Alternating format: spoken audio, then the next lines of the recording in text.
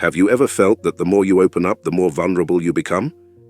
In today's hyper-connected world, we're constantly told that sharing is healing, that being transparent is brave, that oversharing is somehow admirable.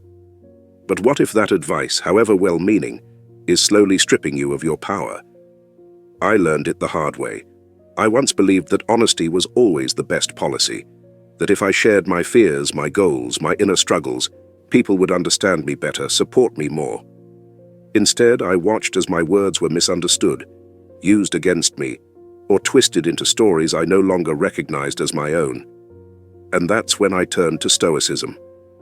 In a world where everyone wants to be seen and heard, the Stoic chooses silence, not as a retreat but as a weapon, not to isolate but to protect. Because the truth is, not everything about you deserves to be exposed. Some things are sacred, some things are strategic, and some things, when kept private, are your greatest strength. This video is not about shutting yourself off.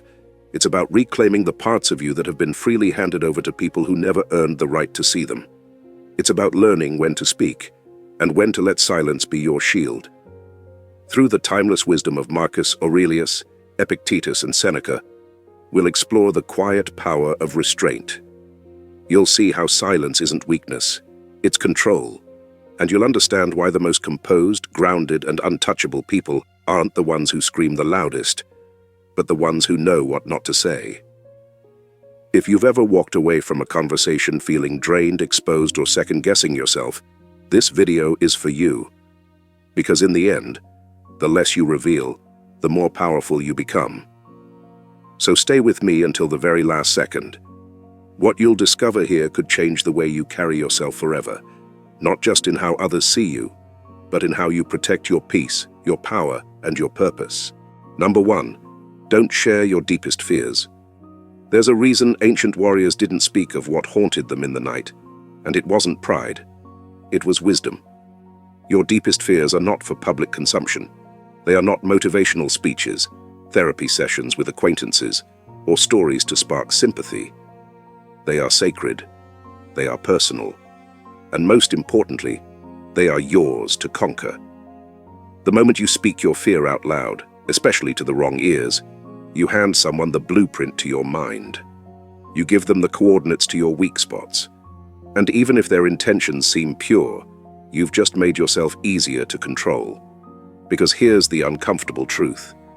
People may listen out of concern, but many will listen out of curiosity, and a few will listen with calculation. You tell someone you're terrified of failing. Watch how some suddenly start planting doubts in your mind. Are you sure you're ready for that? Admit you're afraid of being alone.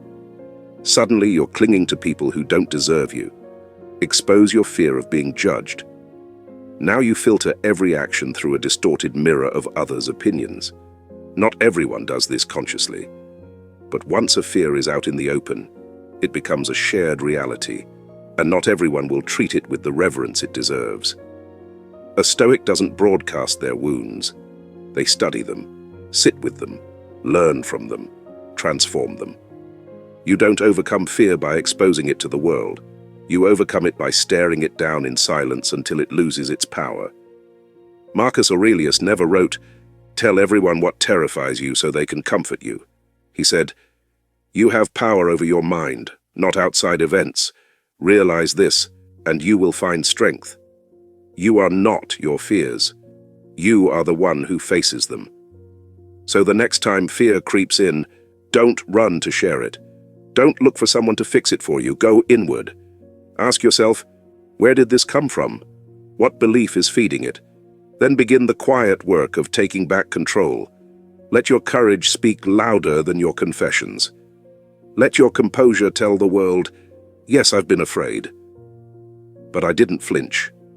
True strength is built in the silence where fear has no audience, only a challenger.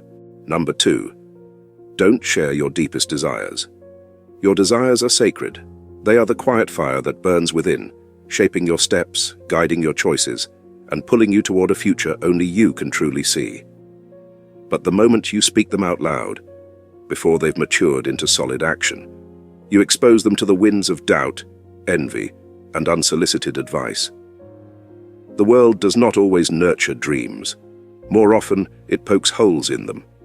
You might think that sharing your big goals, starting a business, writing a book, changing careers, will rally support or ignite motivation. And sometimes, yes, it might. But more often than not, what you'll receive are sideways glances, forced smiles, and the subtle erosion of your confidence through questions disguised as concern. Do you really think that will work? Aren't you worried it's too risky? What if you fail? One comment can seed hesitation. 2 can cloud your vision. 3, and your dream no longer feels like yours. It becomes a performance under the spotlight of other people's expectations. You start making decisions not based on your inner compass, but on how others will perceive you. That's how your dream gets diluted. The Stoics would call this a loss of self-governance. You've given your autonomy away piece by piece in exchange for approval. But you don't owe anyone your blueprint. Not yet. And maybe not ever. Your desires are not decorations for conversation, they are personal promises, and they require protection, especially in their infancy. Think of them as seeds. Speak too soon, and you risk digging them up before they've rooted. But nurture them in silence, through disciplined action, quiet focus, and stoic restraint, and they will grow stronger than the winds of outside opinion. True fulfillment comes not from announcing your ambition, but from embodying it. Let your success be the announcement. Let your actions whisper what your words once shouted. And if you must share, do so sparingly, with those who have earned your trust and who truly support your growth, not their projection of what your life should look like. Remember, your dream is yours because only you were meant to carry it. Guard it, build it, protect it from noise. And most importantly, don't let the world dilute it before it has the chance to become real. In the words of the Stoics, do not explain your philosophy, embody it. Let your desire be the flame that lights your path, not the smoke that blinds others. Number 3, don't share your inner struggles. There's a quiet war that rages inside all of us.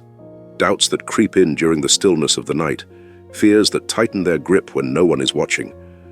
The weight of expectations, the ache of failure, the fear that you're not enough.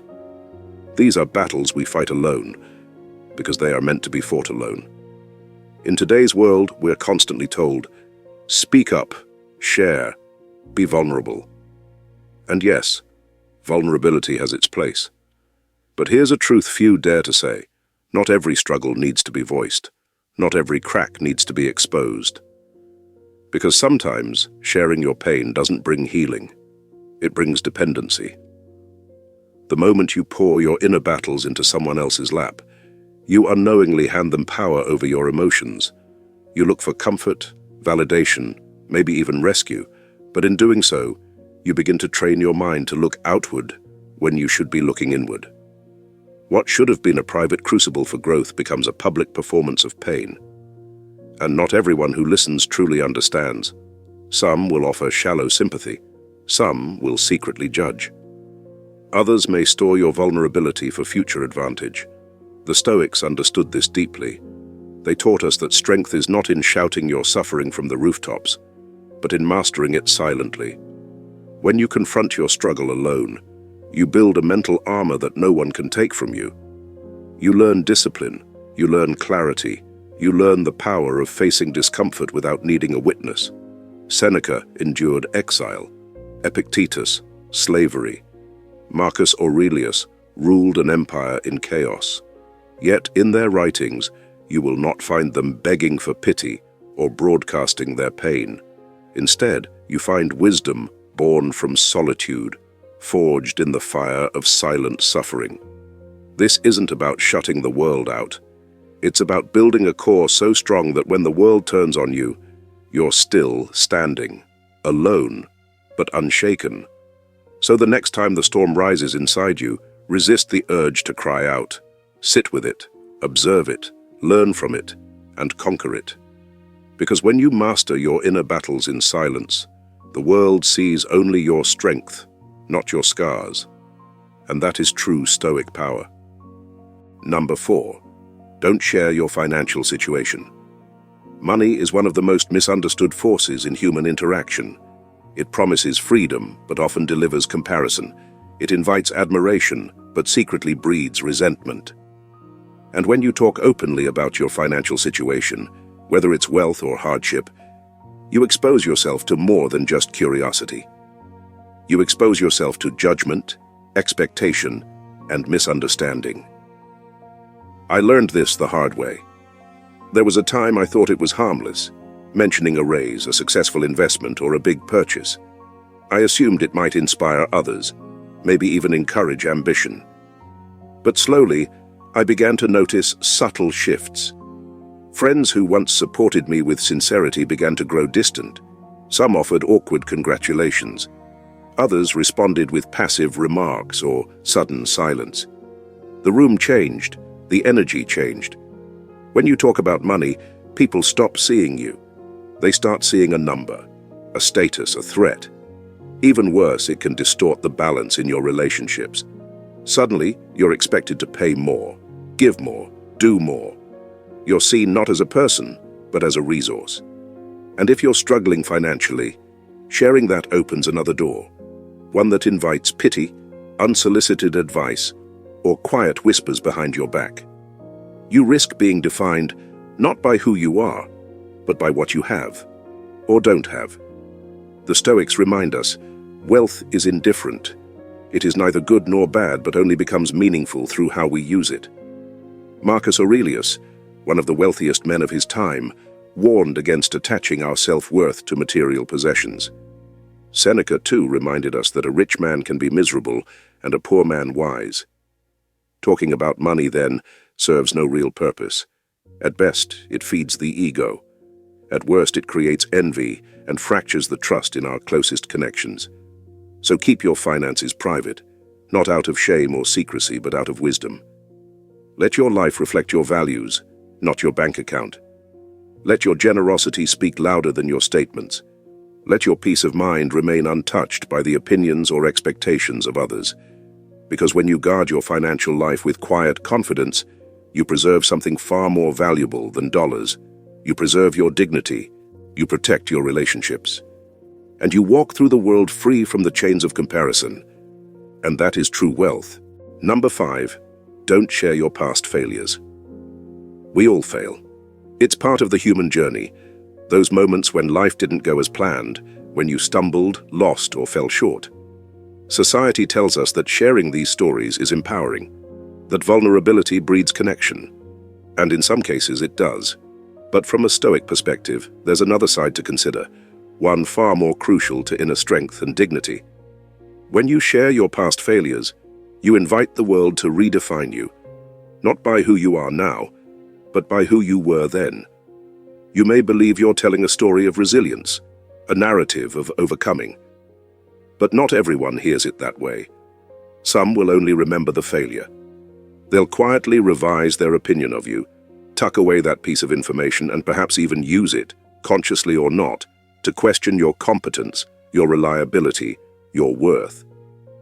Worse, in competitive environments, a confessed failure becomes a vulnerability, a subtle weapon in the hands of those who might not have your best interests at heart. Stoicism teaches us to learn from failure, not to parade it. Seneca didn't publish scrolls detailing his mistakes. He gave us wisdom forged from experience without inviting the world to gawk at the process. A Stoic doesn't dwell in defeat.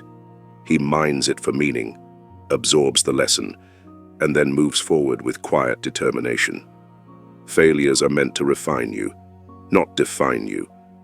There's another trap in oversharing your failures, the loop of self-identification.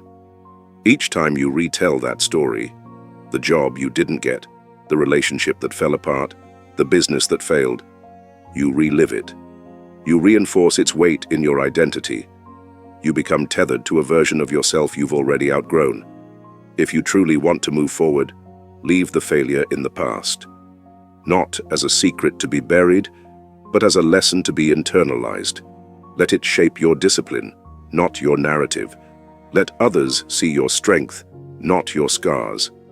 Let your actions today define who you are, not the mistakes you made years ago.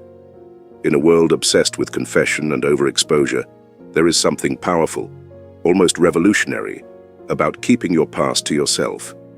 Let your growth be your message. Let your wisdom speak louder than your wounds, and let your failures remain where they belong, behind you. Number 6. Don't share your political beliefs. In today's hyper-polarized world, politics isn't just a discussion anymore. It's a battlefield. One word, one viewpoint, one misunderstood sentence can fracture friendships, burn bridges, and label you in the eyes of others forever. That's why a true Stoic learns to keep their political beliefs close to the chest, not out of fear or cowardice, but out of wisdom. Political beliefs, by nature, are deeply personal. They're shaped by your upbringing, experiences, education, and values. But once they leave your lips and enter public space, they become ammunition, misinterpreted, challenged, twisted. And suddenly, you're no longer seen as an individual with depth, nuance, and complexity. You become one of them. The danger of sharing your political beliefs is not just the possibility of conflict, it's the loss of identity. People begin to filter everything you say and do through the lens of that one disclosure. Your ideas, your work, even your kindness, tainted in the eyes of someone who disagrees with your stance. Stoicism teaches us that peace of mind is more valuable than winning debates. Marcus Aurelius didn't spend his time defending ideologies. He spent it defending his inner fortress. He understood that wisdom doesn't require validation. The quiet man who thinks clearly is far stronger than the loud man who argues endlessly. When you voice your politics, you create a binary, ally or enemy. And that binary closes doors, limits conversations, and divides communities. It tempts you to react emotionally rather than act with reason. And worse, it opens the door for judgment, not based on your actions but on assumptions. Now let's be clear, this isn't about disengagement or silence in the face of injustice. It's about choosing your battlegrounds with intention. It's about understanding that some convictions are better shown through actions, not slogans. You vote, you donate, you volunteer, you mentor, you build. These are powerful forms of political expression that don't require loud declarations. They speak for themselves, quietly, consistently, effectively. There's also this truth. People rarely change their beliefs in the middle of an argument. In fact, the more heated a political conversation becomes, the more entrenched both sides get. So why waste your energy trying to convince someone who isn't listening, when you could instead master your own actions and let your life be the message? A Stoic seeks to be the calm in the storm. When others are swept up in outrage, division, and noise, the Stoic remains grounded, not indifferent, but discerning. Silence is not weakness. It's strategy. It's strength. So guard your political beliefs like a sacred flame. Let them guide your conduct, inform your decisions, and shape your integrity. But don't toss them into the wind hoping for approval or applause, because your peace is priceless, and no political debate is worth trading it away. Number 7. Don't share your future plans. In a world addicted to announcements of dreams, goals, resolutions, and milestones, choosing silence has become a radical act. But a Stoic knows, not everything that burns within needs to be broadcast to the world, especially not your future plans. Why? Because the moment you speak them aloud, you begin constructing a prison of expectation. You hand your vision, your still forming dream, to the judgment, opinions, and projections of others. Suddenly, your personal aspiration is no longer just yours. It's public property. You might have experienced this yourself. You share a bold plan, starting a business, writing a book, moving cities. At first, it feels empowering. But then come the comments. That's risky. Are you sure? That's already been done. Some mean well, some envy. Others project their own fears onto your courage. And just like that, the clarity of your vision begins to blur. Even worse, sharing your plans can trick your brain into believing you've already achieved something.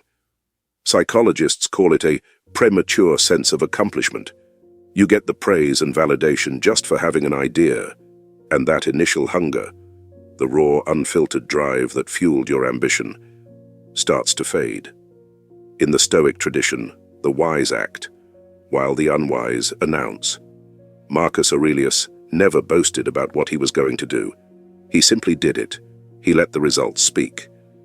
Because results are irrefutable, words are not. When you keep your future plans private, you give yourself the greatest gift of all: freedom. The freedom to change your mind, to evolve, to take a detour, to fail in silence and begin again without the burden of explaining yourself to an audience you never needed in the first place. Private planning nurtures resilience. It shields your ambition from doubt, envy, and premature judgment. It keeps the energy concentrated where it belongs, in execution, not explanation. This isn't about fear or secrecy. It's about protecting the sacred. Your vision, your goals, your direction in life. These are delicate seeds. Share them too early and others may trample them with doubt before they've even begun to sprout. Let your actions be the announcement. Let your results be your statement. There is something deeply powerful, almost mystical, about the person who simply moves in silence, then arrives fully formed. No warning, no build-up, just clarity, confidence, and completion. So the next time you're tempted to share what you're working on, pause. Ask yourself, is this for support or for validation? Because the Stoic doesn't need applause. They need peace. And that peace is often found in silence. Your future is yours. Guard it, shape it, and let it speak when it's ready, not before. In an age of endless noise, silence is rebellion. And more than rebellion, it is wisdom. Because silence, rightly understood, is not weakness. It is power under control. Stoicism doesn't teach us to be quiet out of fear. It teaches us to be selective, intentional, and inwardly fortified. A Stoic doesn't hide their voice. They protect it. They don't withhold the truth. They reserve it for the right moment. Like a warrior who keeps his blade sheathed, not because he can't fight, but because he understands the weight of action. Silence is strength, because it puts you in control. When you are silent, no one knows what shakes you, tempts you, or enrages you. You become harder to manipulate, harder to predict, harder to defeat. In a world where everyone is screaming for validation, the person who moves quietly, who doesn't feel the need to explain, defend, or broadcast, becomes a mystery. And mystery is power. This is not about secrecy or withdrawal. It's about choosing presence over performance. Too often, we spill our dreams before they've taken root. We confess our fears, hoping someone else will fix them. We air our struggles, hoping for sympathy instead of developing self-mastery. But what if you chose a different path? What if you practiced restraint? Not because you're closed off, but because you've realized your inner world is sacred. What if you saved your strength, not to impress others, but to carry yourself through moments that truly matter? In your silence, you reclaim ownership of your thoughts. You give yourself space to think clearly, to act intentionally, and to grow without the constant interference of noise. You move through the world with a quiet confidence that doesn't beg to be understood. The Stoic is not indifferent. They are deliberate. They don't shout their virtues from rooftops. They embody them in silence. They don't react impulsively. They pause, observe, and then respond with purpose. So, in your own life, ask, are you speaking to express truth or to seek validation? Are you sharing from strength or from insecurity? Begin to treat your inner life, the thoughts, plans, fears, and values, as something sacred, not public property.